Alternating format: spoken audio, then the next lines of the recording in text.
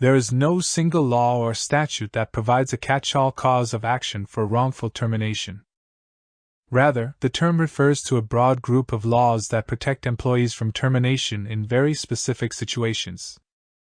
By default, Virginia is an at-will state, which means that employers are not required to provide a specific reason or justification for every termination. However, certain government, union, or contract employees may be covered by grievance rights that effectively require an employer to provide some basis for termination. Classified government employees at local, state, and federal levels often have grievance rights that are specific to their government employer.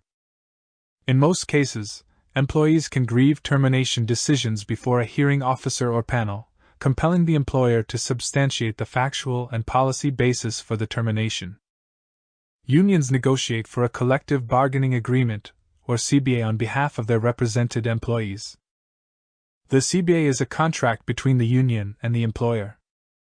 The CBA typically includes provisions that require an employer to show cause for termination. However, an employee does not have the right to file their own lawsuit for breach of contract under this agreement.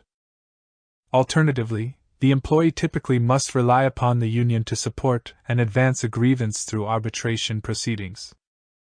Finally, a small number of employees may have an individual contract for a specific term or period, for example 1 to 2 years. Employers are hesitant to enter into term employment agreements but occasionally use them to secure the extended services of professionals such as doctors, executives, and teachers. Such contracts are specific to the individual and might include a provision to require cause for termination.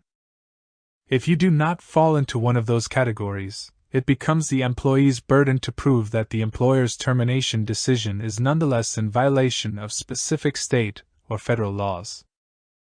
Generally, protections from unlawful termination fall into the categories of discrimination, retaliation, and whistleblower claims.